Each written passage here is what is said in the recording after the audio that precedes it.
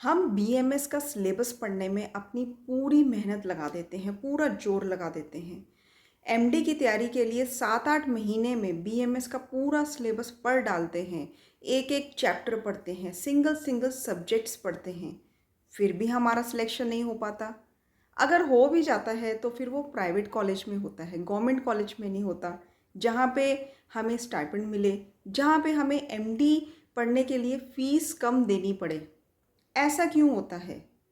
वही बीएमएस का जो सिलेबस होता है, वही बीएमएस का सिलेबस हम पढ़ते हैं और वही बीएमएस का सिलेबस टॉपर्स पढ़ते हैं। तो वो टॉप क्यों करते हैं? हम क्यों नहीं टॉप करते?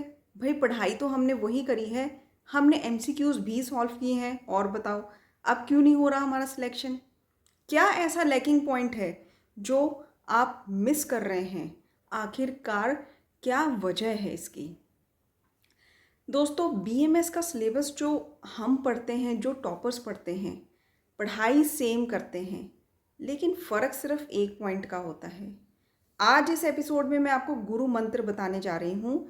एक वर्ड का, मात्र एक वर्ड का गुरु मंत्र है, वो है रिविजन।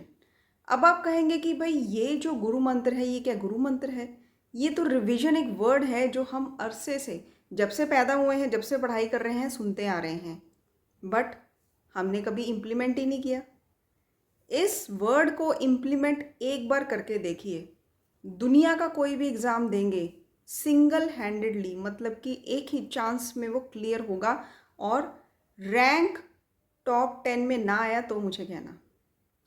दोस्तों, रिवीजन एक ऐसा वर्ड होता है जो हमें कहाँ से कहाँ पहुँचा देता है, जो हमें सक्सेस की ऊंचाइयों तक पहुँचा देता है।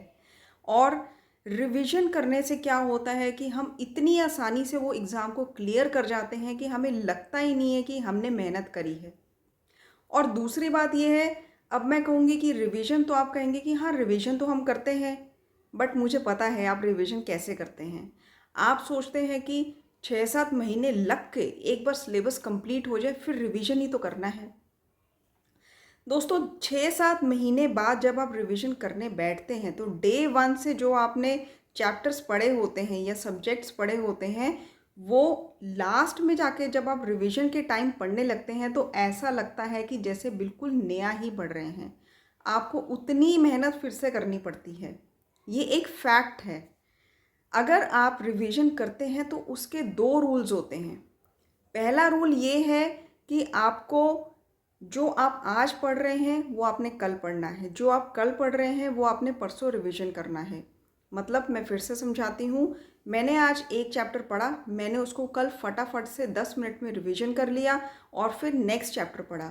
जो नेक्स्ट चैप्टर कल पढ़ा उसको परसों 10 मिनट में फटाफट से रिवीजन कर लिया। अगर आप रिवीजन नहीं करते हैं तो मेरी ये एडवाइस है कि आप तैयारी भी मत कीजिए।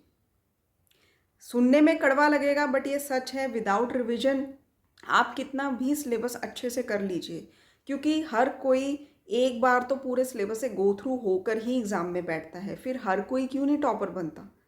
क्योंकि वो रिवीजन नहीं करता। सिलेबस पढ़ने से ज़्यादा महत्वपूर्ण है कि पढ़ के उसको रिवीजन किया जाए। तो एक तो मैंने ये आपको बता दिया कि अगले दिन साथ के साथ जो पहले दिन पढ़ा है उसका रिवीजन। दूसरा ये है कि पूरे हफ्ते में जो पढ़ा है उसका लास्ट में संडे के दिन सिर्फ 1 घंटा, इससे ज़्यादा नहीं लगेगा आपको, ठीक है? डेली का आपने रिवीजन जो किया हुआ है उसको संडे को पूरे हफ्ते का रिवीजन करना है। वो आधा ही घंटा लगेगा, 30 to 45 मिनट्स। इतना ही आपको टाइम लगेगा पूरे हफ्ते का रिवीजन करने में। जब आपने इतना ज़्यादा रिवीजन साथ साथ में किया होगा तो देखिए आप कहाँ से कहाँ पहुँचते हैं, और MCQs with in half second आपके कैसे करेक्ट टिक मार्क होते हैं। ये गुरु मंत्र है, इसको इम्प्लीमेंट करके देखिए। और ऐसा नहीं है कि ये एक ही दिन में इम्प्लीमेंट होगा। दोस्तों, रिवीजन जो होता है ना, ये टॉपर्स की हैबिट होती है।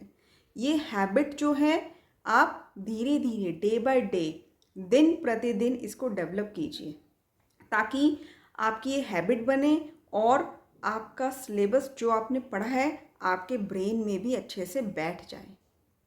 हैबिट जो होती है वही हमारा फ्यूचर डिसाइड करती है।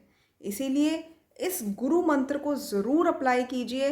क्योंकि अगर आप रिवीजन नहीं करेंगे तो मेरी गारंटी है कि आप 6-7 घंटे डेली के भी पढ़ लें, आपको अच्छे से अच्छा ट्यूटर भी मिल जाए, अच्छे से अच्छे पैसे फ़ीस भी आप दे देंगे, तो आपका सिलेक्शन नहीं हो सकता क्योंकि आपको याद ही नहीं रहेगा कि आपने कल क्या पढ़ा है।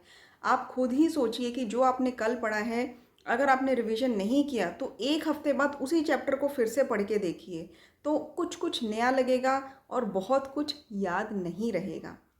तो कल जो पढ़ा है उसको आज 5-10 मिनट देकर रिवीजन कीजिए। आज जो पढ़ा है उसको अगले दिन 5-10 मिनट देकर रिवीजन कीजिए। ये 5-10 मिनट ही आपको अय्या तक पहुंचाएंगे। धन्यवाद।